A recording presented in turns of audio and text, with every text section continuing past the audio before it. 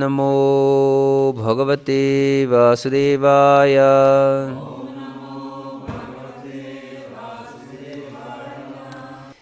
We're reading from Srimad Bhagavatam, Canto 3, Chapter 17, entitled Victory of Hiranyaksha over all the directions of the universe. Texts 23, 24, and 25. So, since there is no screen ready, I will read them myself. Savaiti rohitan drashtva mahasa svena daityarat sindran deva ganan kshiban aparshyan vyanadat brisham. On not finding Indra and the other demigods who had previously been intoxicated with power, the chief of Daityas, seeing that they had all vanished before his might, roared loudly. Tato nivrittah kridishyan gambiram bhima nisvanam vijagahe mahasatvo vardhim mata ivadvipaha. After returning from the heavenly kingdom, the mighty demon, who was like an elephant in wrath, for the sake of sport, dived into the deep ocean, which was roaring terribly. Tasmin pravishte varunasya sainaka yado ganach sannadiyach sasadvasaha ahanyamana apitasya varchasa pradharshita durataram pradudruvuhu. On his entering the ocean, the aquatic animals who formed the host of Varuna were stricken with fear and ran far away. Thus Hiranyaksha showed his splendor without dealing a blow. Purported by His Divine Grace Srila Prabhupada Ki. Materialistic demons sometimes appear to be very powerful and are seen to establish their supremacy throughout the world. Here also it appears that Hiranyaksha, by his demoniac strength, actually established his supremacy throughout the universe, and the demigods were afraid of his uncommon power. Not only were the demigods in space afraid of the demons Hiranyakashipu and Hiranyaksha, but so also were the aquatic animals within the sea. Hare Krishna. So, we continue our discussion on Hiranyaksha and Hiranyakashipu, who are terrorizing the whole universe. And so we can see also in modern world, the demons are terrorizing the whole universe actually. Like Hiranyakashipu and Hiranyaksha. Of course, they are very tiny demons in comparison to these great two demons. But still. But something important is to understand from these demoniac powers within the universe, because one might say that the Lord can destroy such demons even without fight. Just thinking of just lifting his eyebrows, the whole worlds are destroyed. Why cannot such tiny demons be destroyed? But Lord uses different forces, even demoniac forces, for certain purposes. One of the purposes is for surrender souls to surrender more sincerely.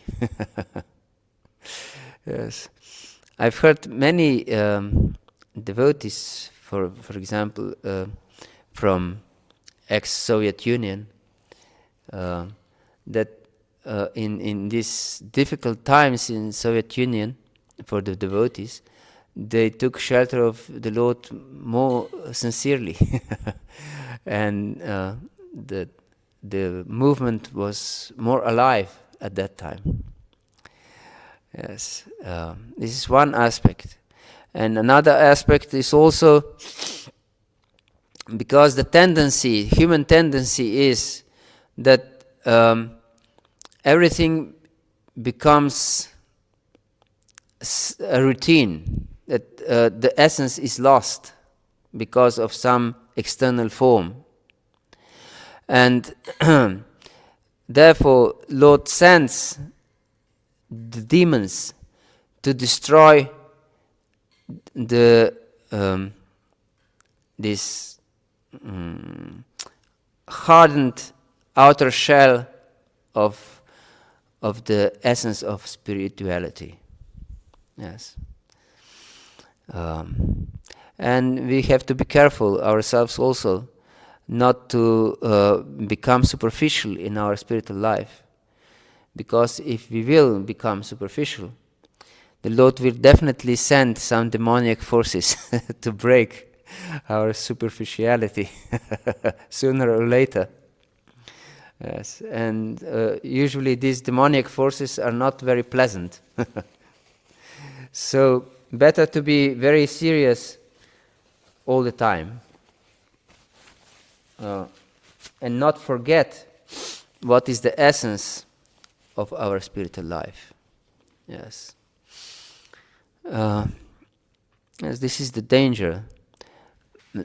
Actually, it is in human nature that we do things routinely after we master them, or we think that we have mastered them.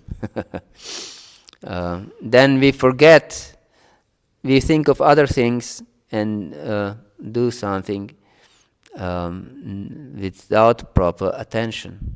Yes, for example, when you get these Gayatri mantras and you don't know them very well by heart, you're very attentive on your mantras. But then when you chant them for years, there is a tendency that you can chant them mechanically without thinking of them at all. Yes. Once Adipurusha was explaining how he was flying with the airplane, and then he fell asleep and he woke up with his thumb around his brown thread. And he didn't know if he chanted Gayatri or not at all. Yes. So my point is in this story that demons, although they are very destructible and terrifying, and of course not positive from ordinary point of view, are actually Krishna's mercy. That those who want to surrender to Krishna take spiritual life very seriously. Yes. So if we see any obstacle in our life, it's Krishna's mercy. Yes. Either these are some outside forces, demoniac forces, or internal demoniac forces. There are Krishna's mercy for us to become more serious. And if we don't become more serious, if we go away from devotional life, it means that we didn't even started yet devotional life. So this is also mercy, that we don't cheat others. Yes, and then by the blows of material nature, we can slowly start to understand the true value of spiritual life, and then we can surrender more sincerely. Yes. So we discuss also the Dāmodarāṣṭaka, and we have discussed so far first three verses of the Dāmodarāṣṭaka. And we said that it's very important to go deep in our relationship with the Lord. And the whole Shikshashtakam is the message for us that the utmost perfection is very intimate, loving relationship with the Lord. And invitation not to remain on superficial level. So we can see the parallels with these two stories of Hiranyaksha and Hiranyakashipu, and these prayers of Satyavrat Muni to Lord Damodar, that we shouldn't stay superficial, that we should establish deep relationship with the Lord. So these following rules of regulations is necessary, but without desire to establish deep relationship, it's just external. Yes, it's just external. Don't be superficial. So we will sing the fourth verse of Shikshashtakam. Varam deva moksham na mokshavadim va na chanyam vrineham varesha dapiha. Varam deva moksham va mokshavadim va na chanyam vrineham varesha dapiha. Idante vapurnata gopala balam sadame manasya virastam kinanyai.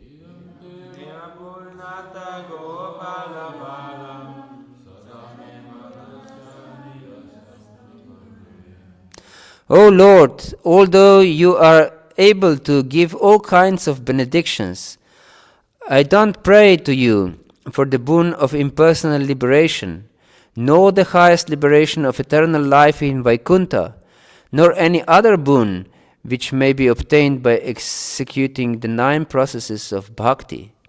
O Lord, I simply wish that this form of yours as Balagopala in Vrindavana may ever be manifest in my heart, for what is the use to me of any other boon besides this? So, we can see from this verse how Satyavrat Muni, before he was glorifying the Lord and his lila, and how he drowns everyone in the ocean of bliss. But here he expresses his prayer. Please, the Lord, please be manifest in my heart. And he also establishes this point that we are trying to make throughout these verses, that I don't want anything of what is offered even by Vaidhi Bhakti. Yes, here this said, I don't want eternal life in Vaikuntha. This is obtained by Vaidhi Bhakti, eternal life in Vaikuntha. Nor any other boon which may be obtained by executing 9 processes of bhakti. And this is Vaidhi Bhakti. So, here Satyavrat Muni prays for something which is higher than just following regulations for the sake of instruction. Yes, of course there is instruction that everyone should worship the Lord, and we should worship the Lord without doubt. But important it is to go deeper. This prayer of Satyavrata Muni invites us to go deeper and deeper and deeper. So yes, here Satyavrata Muni, please ignore my offenses. All different obstacles in my life, anarthas and everything else. Yes, please don't consider them very important. I just try to please you. In the same manner, Narottam Das Thakur is praying. Although I may be full of offenses, he says in Prima Bhakti Chandrika, you are my only shelter. I have no other shelter than you. So, although I'm full of offenses, I take shelter only of you, only of your holy name. I have no other shelter. So Satyavrata Muni also prays like this. I have no other shelter than you. You are my only shelter. Although I may be sinful person or offensive person. And yes, I have only one desire in my life. I don't want these different types of liberation. I just want that you, my Lord, are established in my heart. Yes. As we know from Shastra, there are 5 types of liberation. Yes. It is Samipya, Sarshti Samipya, Sarupya, Ekantim, how it begins?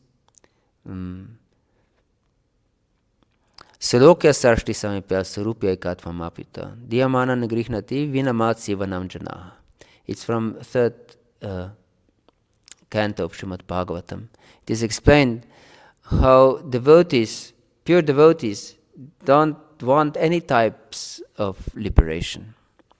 Not even to be with the Lord on the same planet, or to have the same opulence as the Lord, or and to have similar bodily features as the Lord. What to speak of impersonal liberation? Or what to speak of some material boon of gaining great wealth, or living in heaven, or something like this, or to be Brahma, to be the Lord of the universe. The devotee is not interested in any of such boons. Yes. The devotee wants only the Lord in his heart. Yes, this is the boon that devotee is praying for. Yes, and actually, what is true liberation? It is explained in 2nd canto of Srimad Bhagavatam. Nirodasya nishanam atmanak sakha shaktibi muktir hitvanyata rupam swarupanasya vyavastiti. That true liberation is to be situated in one true form. Mukti is to reject all other forms and to be established in your true form. And true form is which? When Bhaktisiddhanta Saraswati Thakur was asked, what is our Siddha Pranali, what is our Siddha Swarupa? He said what? Trinadapi sunichana taroriva sahishnana amanina manadina kirtanya stahari. This is our Swarupa. Jivara Swarupa hoy. Also explained in Chaitanya Charitamrita. What is our Swarupa? Jivara Swarupa hoy. Krishna Nitya Das. Our Swarupa is to be Nitya Das, always a servant, eternal servant. In whatever circumstance, we are a servant. Even if I am a guru of the universe, I am still a servant. Yes, we should understand this. Everyone is a servant. And Krishna also serves every living entity. Yes. He explains in 15th chapter of Bhagavad-gita how he is the light of the moon that enables the plants to grow, and he's the digestive fire. So he serves every living entity. Ye tamam prapadante tam sataiva bhajamaham. He says that I worship those every living entity according how he worships me. So yes, we should understand we are always the servant in whatever way and form. Even if one is most ardent atheist and selfish person, still he's always the servant. Yes. He serves, if nothing else, he serves his senses and his mind. So, very faithful servant. Yes. Early in the morning, he serves his body. Yes, if nothing else. But people usually want to serve someone else. So, if they don't serve God, they serve dog. This is favorite Prabhupada's pun. And we can see many people are serving dogs in this life, and not so many are serving God. There are more dog worshippers than God worshippers in this world, unfortunately, but still. So in first canto of Srimad Bhagavatam, it is explained, Tasyaiva hitoh prayateta kovido nalabhate yad brahmatam utparadaha talabhate dukkhavat anetah sukham kalena sarvatra gabhiram hasa. That one who is intelligent is seeking something that is not obtainable in this universe. This is strange. One would think that such a person is crazy. He is hankering for something that is not he's not able to attain, that is not available at all in the universe. But no, Satyavrat Muni showed us that we shouldn't strive for anything in this world. Yes. No fame, no prestige, no money can give us any happiness, any satisfaction. Only deep relationship with Krishna can. So go deep in the relationship. What is superficiality actually? We are superficial because of our cheating tendency. Yes, cheating tendency is I will follow some mechanical process and I will gain result. I will gain some profit. Shri Panchatattva ki jai. Yes. Panchatattva also agrees. Yes. Mechanical process, mechanical approach to something is I put some effort and I gain some profit. Isn't it? Yes. This is mechanical approach. Because love is not based on mechanical approach. Even in this world, if you really love someone, you put your heart in the relationship. You don't do something just mechanically. And in modern days, people are taught, especially these professionals, of some techniques of relationship, how the relationship can work. But if someone is subtle enough, he can very easily detect when one uses techniques. Have you met such people that they use techniques in conversation? And at least for me, I can speak that I don't like such conversation. Yes, actually, it's disgusting. Yes, and you can see that this other person is using these techniques just to take some advantage.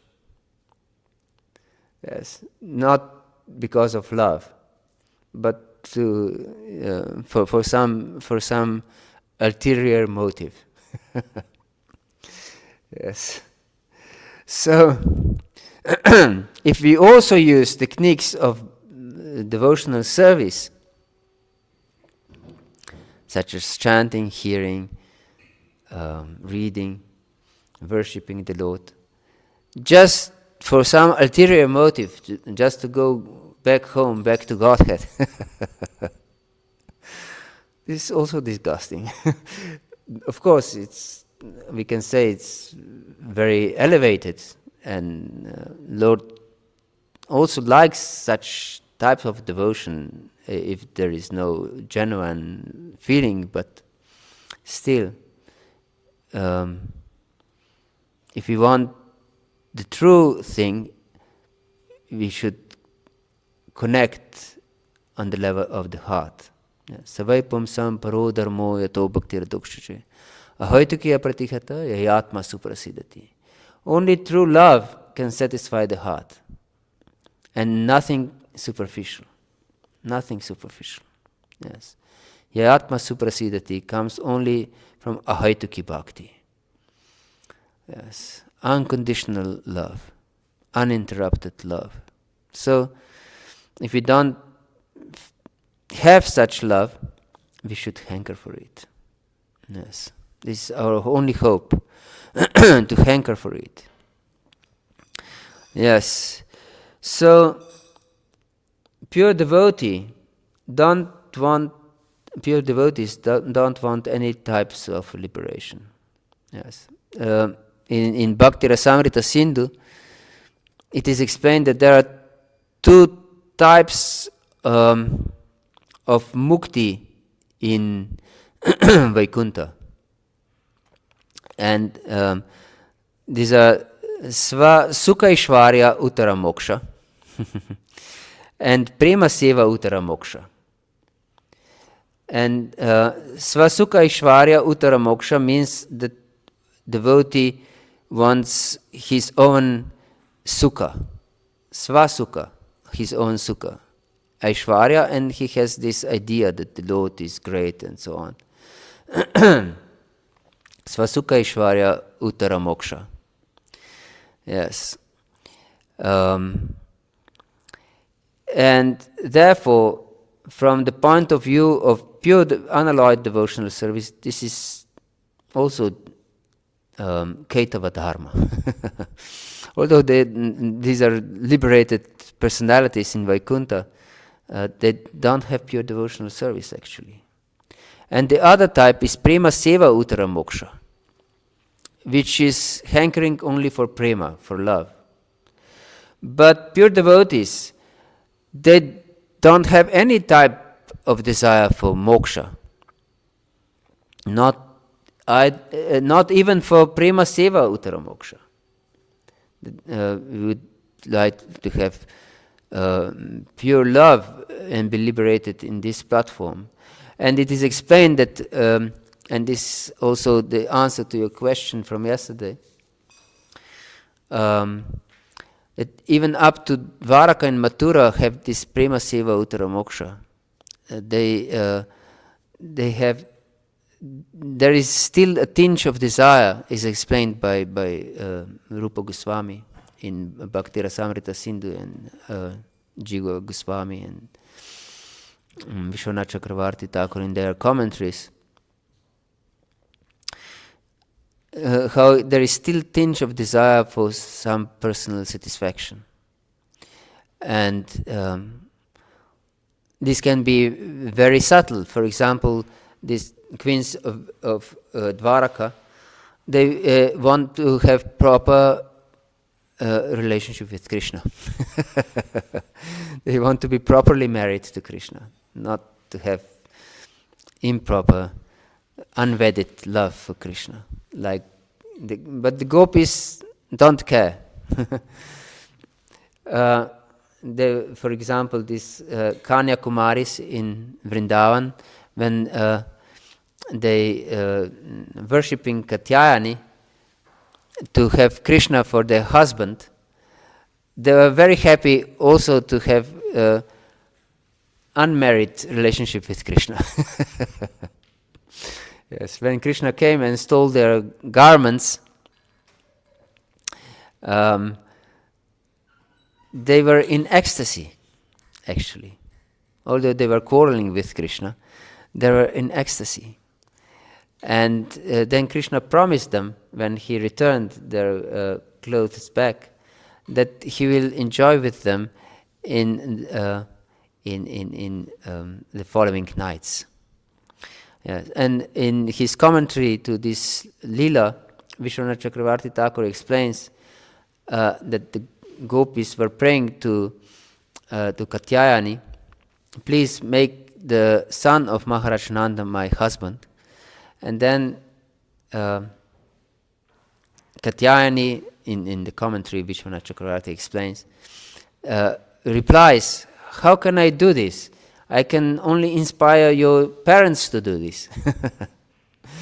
But the gopis replied then to Katyayani, you shouldn't bother our parents about this.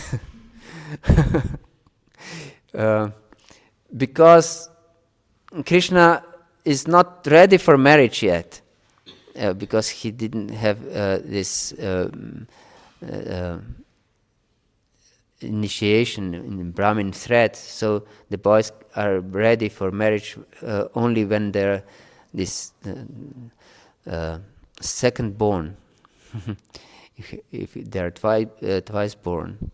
So then the gopis argued that even if they're married to other boys, it's not such a thing, just to have Krishna's personal association, loving association. So that would never be imagined by the queens of Dwaraka, for example. Yes, to have such improper relationship with Krishna. But gopis didn't mind. They just wanted to have Krishna somehow or other. Proper or improper, doesn't matter. Just to have loving relationship with Krishna. And we are extremely fortunate in our movement that we have received these utmost stages of bhakti by the mercy of Lord Chaitanya and Lord Nityananda and the whole acharyas in parampara. And if we miss this opportunity, if we miss this mercy, we are most unfortunate. This would be like if it would be a hair of great wealth, but we just would lose it. It wouldn't be craziness? Yes. And we would just have some small amount of money. Yes. Don't be satisfied with something lesser when you have the opportunity to get the biggest thing. Yes. Accept the mercy. Accept the mercy. Yes.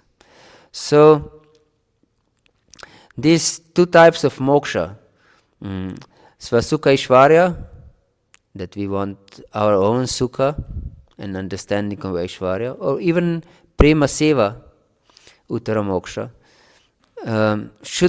should be discarded by devotee. Devotee should only have one desire, to just serve Krishna, and that Krishna would be captured in his heart. As then is one definition of bhakti given in Rasamrita Sindhu. There are few definitions. But one is not very well known, but is very interesting. Ananya mamata Vishnu, mamata prima sangata, bhakti rityuchite Bhishma praladodava naradehi. That Bhishma, Prahlad and Narada and Uddhava all confirmed that bhakti is Ananya mamata Vishnu, that we have exclusive possessiveness over the Lord. That, only the Lord is mine, nothing else. I don't own anything, only the Lord is my property. Mamata means mine. Ananya means nothing else. So don't think that anything is yours. Only Krishna should be yours. Yes, Krishna is mine. I don't want anything else. Krishna is my master. Krishna is my Lord. Krishna is my lover. Krishna is my everything, life. Yes. And Radharani also is my mistress and my Lord, my everything. Yes. Yes. So this should be our disposition. Yeah. So to attain such kind of hankering, we should associate with such people who have such hankering. So therefore we sing this song of Satyavrat Muni every day because he's such a person. At least during Kārttika we sing this song, and again it's important not to be superficial, that we just learn it by heart or just reading it from the paper without proper bhava. We should also connect with the bhava. Yes, and therefore Rupa Goswami recommends us Tannama Rupa Charitadi Sukirtananu Smrityoh Karmenam Rasanama Nasini Yojya Tishtan Vrajeta Tanaragi Jananugami Kalam Nayeta Kilam Ityupadesha Saram. Yes, that is the essence of all advice, to follow the Vrajavasis. And to, of course, always chant the holy name Tannama Rupa Charitadi Sukirtanam, and glorifying the Lord's form and qualities and pastimes, and to be always immersed. Smrityo kramena rasana manasi niyojya. Manasa means the mind, and niyojya to means to be immersed, to go deep, to dive in this rasa. And also Bhagavatam starts with this. Pipata Bhagavatam rasam alayam. Muhurum bhuvika bhaukaha. So go deep in the tasting of rasa. Pipata Bhagavatam rasam. Drink the rasa or juice of Bhagavatam. Yes. Alayam. Until you lose your consciousness. That you're so drunk by this beverage of Bhagavatam, of rasa, of Krishna, with the most beloved devotees, that you lose your consciousness. Alayam. You know this word. Pralaya is destruction of the universe. So alaya is, we can translate also to lose consciousness. And then when you regain consciousness, drink again. Yes. So we should become drunkards of Bhagavatam rasam. Yes. Of Bhagavad Katha. Yes. And this is also explained by Rupa Goswami as the essence of all advice. Manasi Niyoja means the same thing, to immerse, to dive in to this flow of rasa. Flow of rasa. Yes. So, as we explained, that this is only possible in Raganuga Bhakti, which is possible only by developing great hankering. Tat tat bhavadi madhurye shruta dhirata pikshate natra naiti shak natra shastram nayuktim cha tat lobopati lakshanam. Yes. So this Raganuga Bhakti is based on loba, on great hankering or great greed to attain the Lord. Yes. And therefore we should pray for this mercy, because this loba is not attained by any amount of endeavor. It's bestowed by mercy. And the whole this lila explained by Satyavrata Muni is based on this proper understanding that we should show our eagerness by our endeavor. Although it's not possible to attain it by our endeavor. But still, we should show our eagerness to attain it and put our full endeavor in it. Yes. Only then we can count and hope for mercy. Yes. If we don't put our utmost endeavor, that is the sign that we actually have cheating mentality. Yes. Then we think, yes, Krishna is merciful. I don't have to strive. Yes. That means that I want something cheaply. I don't really take serious.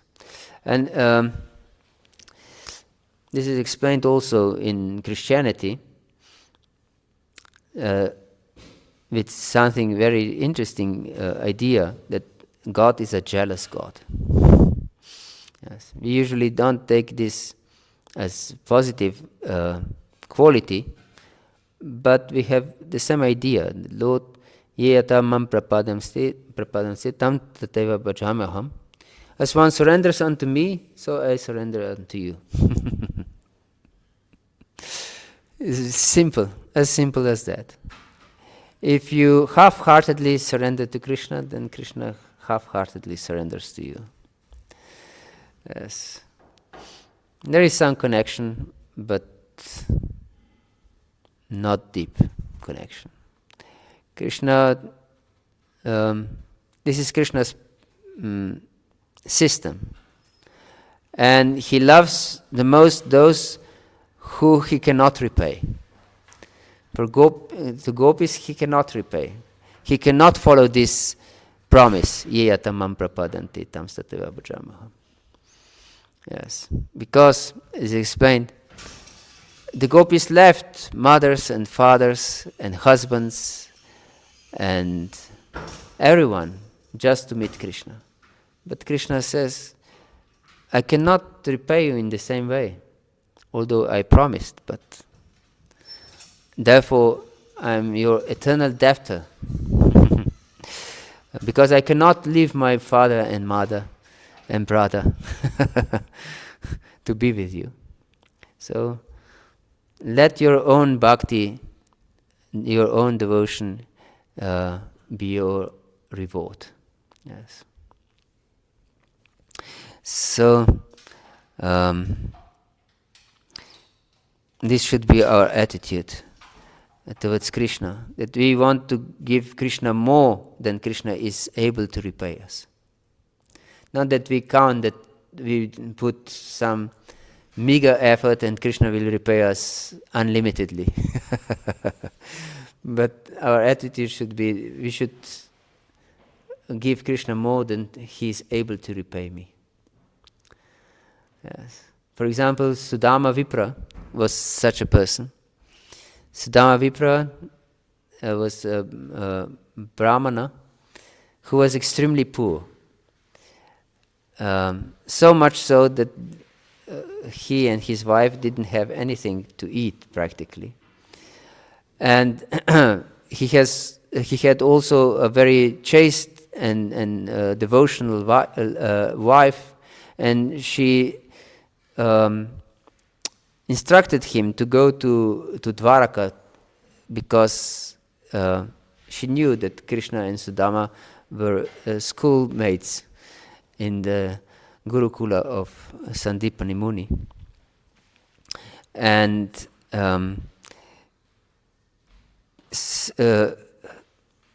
Sudama didn't want to go to Dvaraka to beg Krishna for something material, but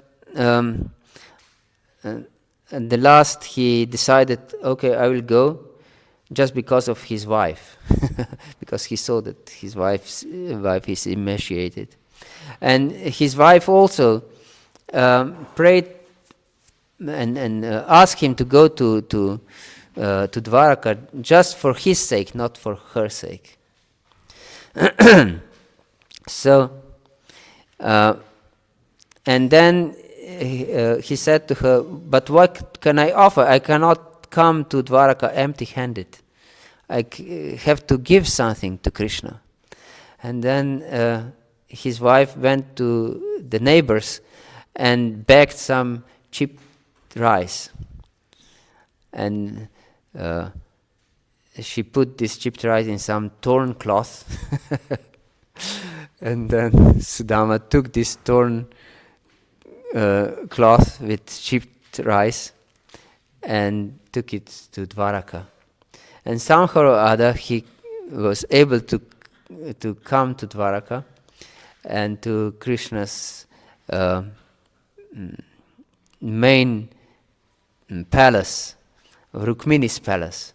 And when Krishna saw him, he was so happy, and he ran to him to accept him, to welcome him.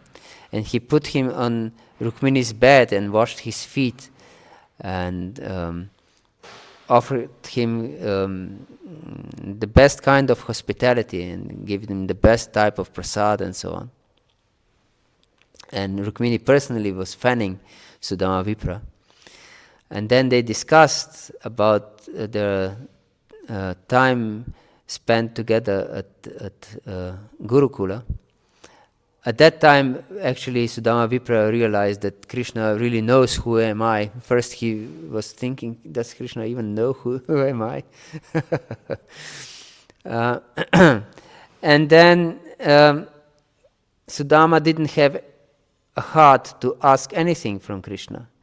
And also he couldn't give this gift of some chipped rice in such opulence, where was the best of foods everywhere, everything in gold and diamonds and so on.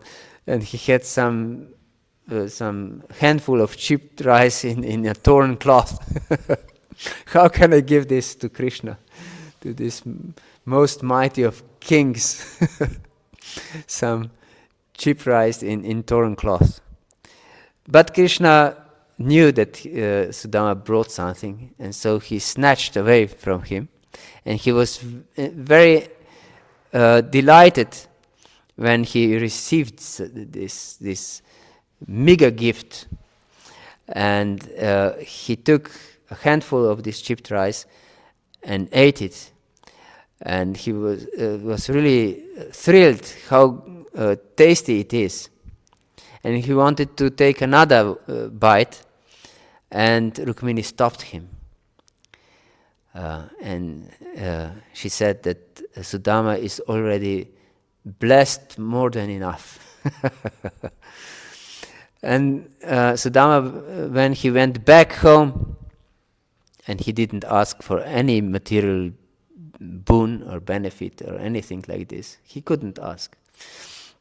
He was just happy to be again with his friend.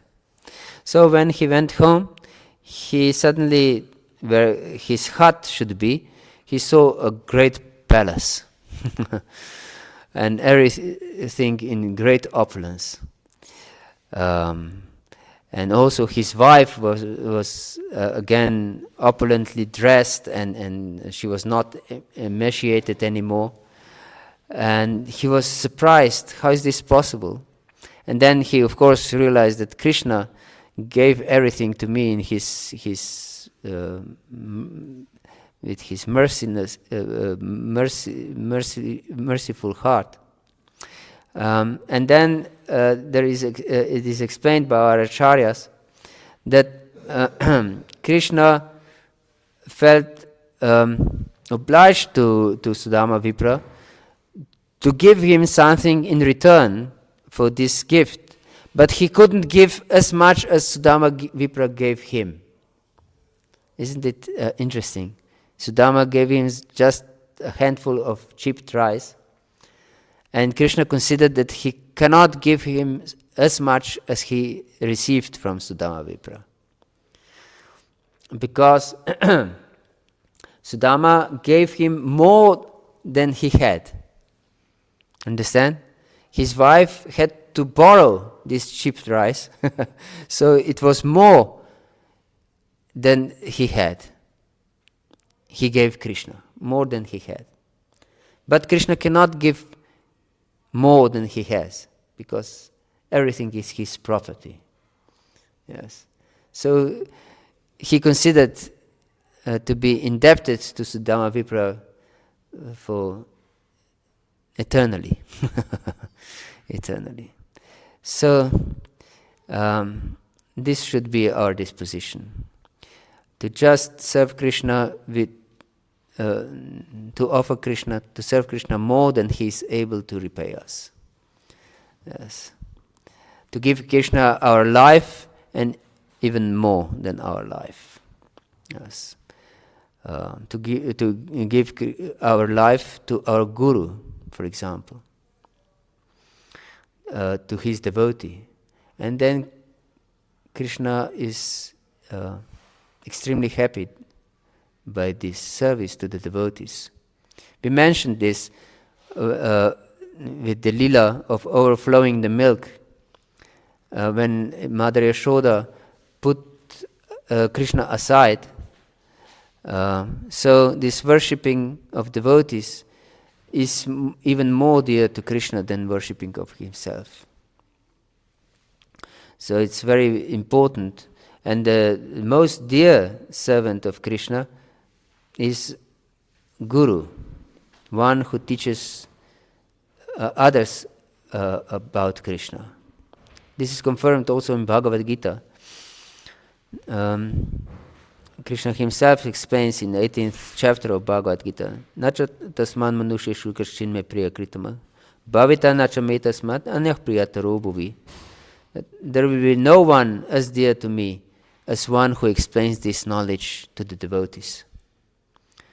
Yes. So Guru is one who explains Krishna's knowledge to the devotees. So he's most dear to Krishna. And if one is has this Guru Bhakti,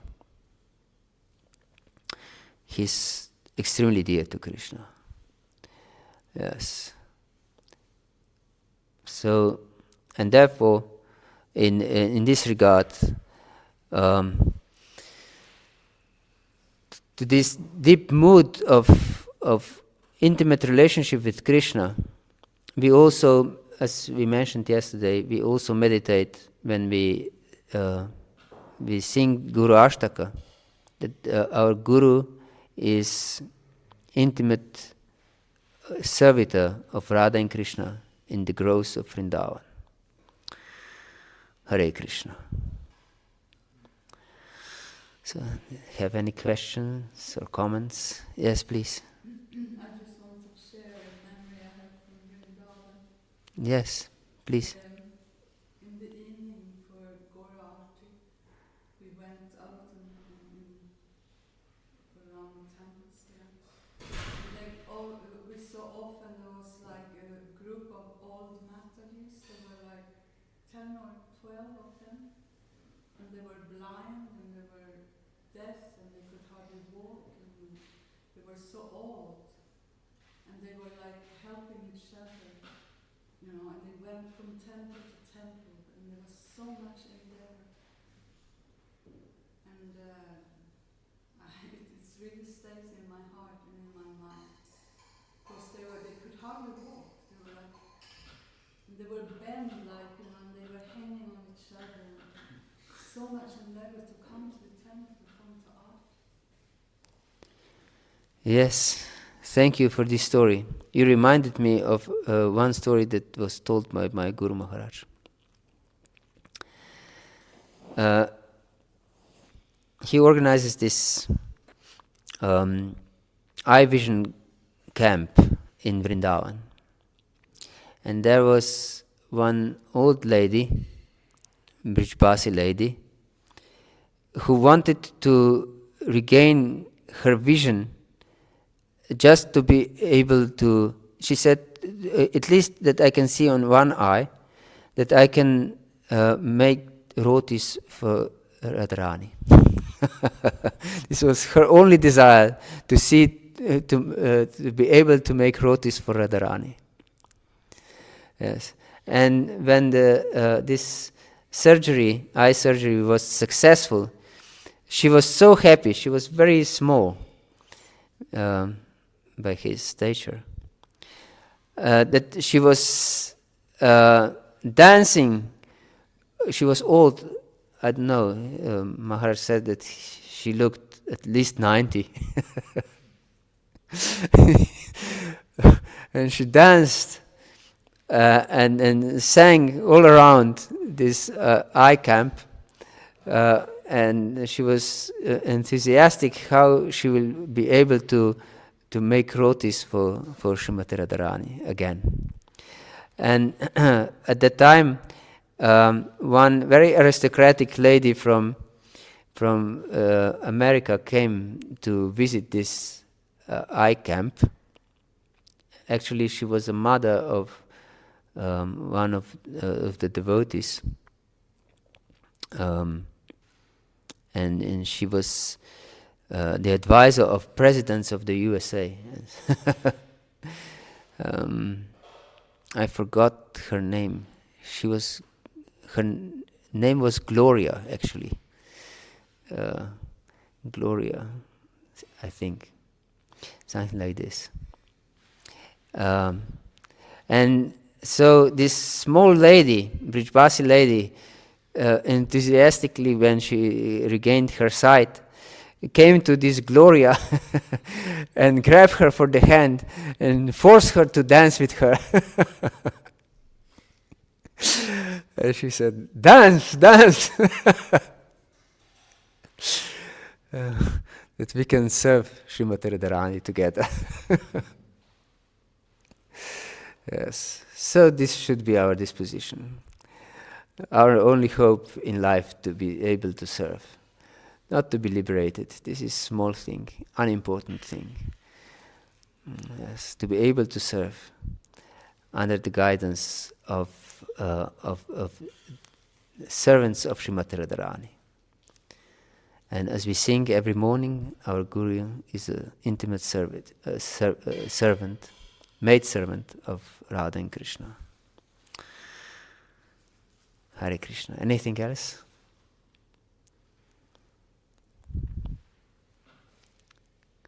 Thank you very much. Grantaraj Srimad Bhagavatam ki jai, Srila Prabhupada ki jai, Gaura Bhakta Vrinda ki jai, Nitai Gaura Pramanande, Hare Krishna. Please accept my humble obeisance.